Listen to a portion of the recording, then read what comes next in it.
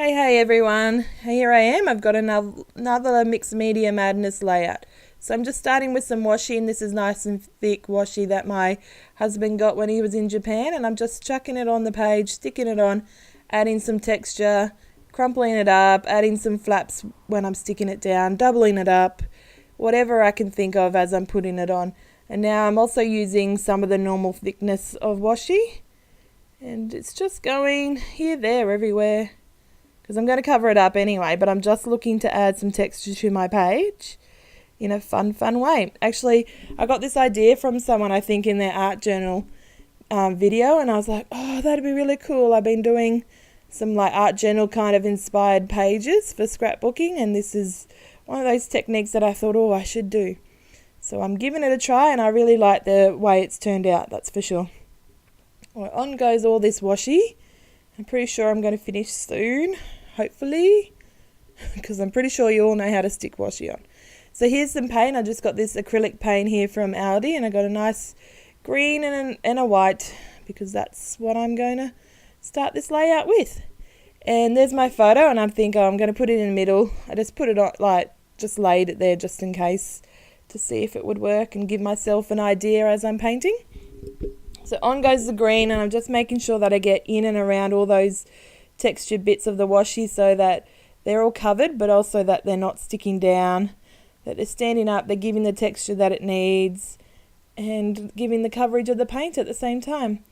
And I pretty much put that green paint on most of the page on the layout of the 12 by 12, but not straight, not, not perfect at all. It's given it a bit of a grungy kind of look, bit of a messy art journal-y kind of look is what I was going for. And adding the white obviously now in just some kind of strips.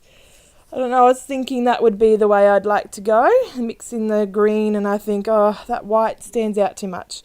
So I get a baby wipe, and I'm just blending in those colours, blending in that green and white, making it less standy out, but also giving it a lovely layer of colours so that it gives some of the depth to that texture.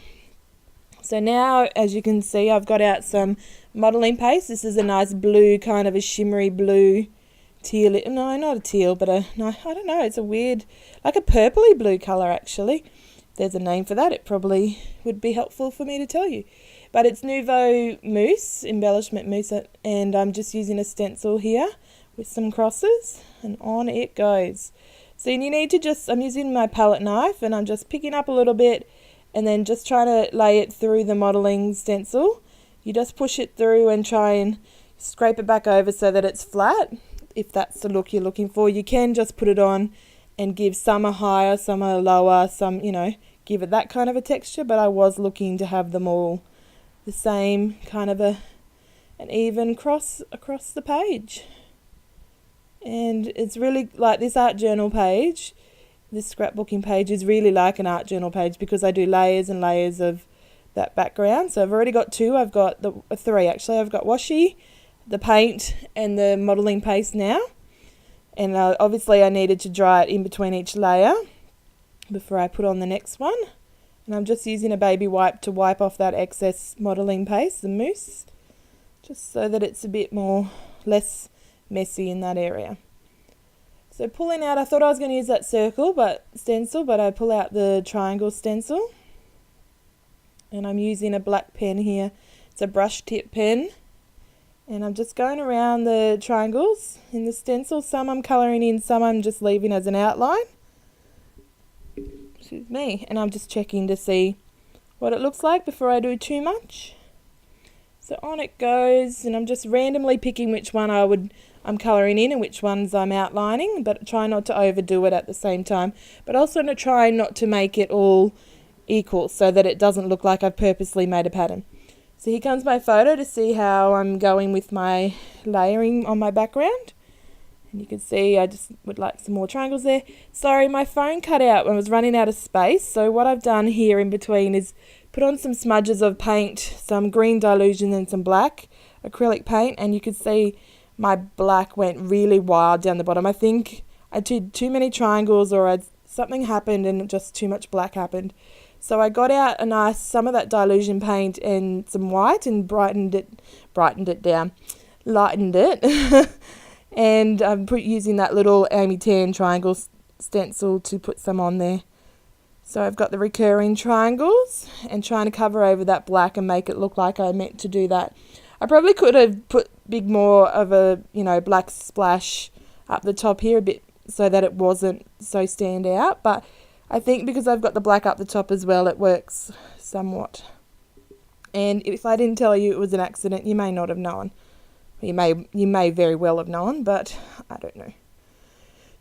We can't say now because I've told you.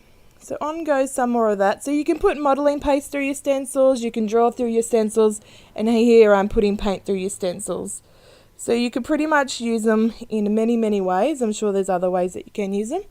I'm just using my art journal here to use up some of that paint and the stencil.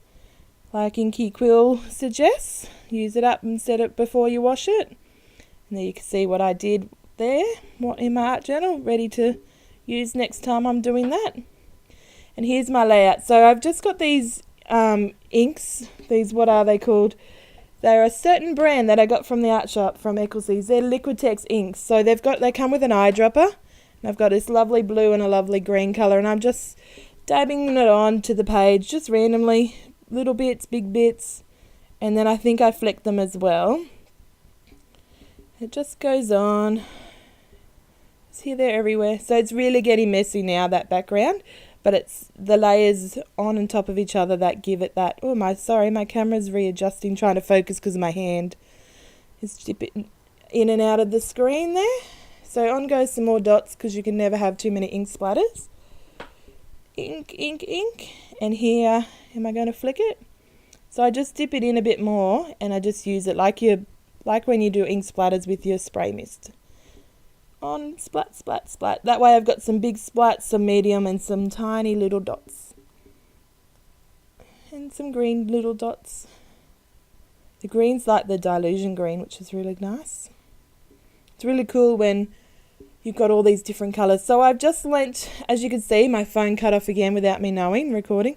But I've just made it so that the page was on an angle so that the ink could drop down. I then just added that title, that's Sweet from Maggie Holmes, and those crosses from the sticker chipboard sheet as well.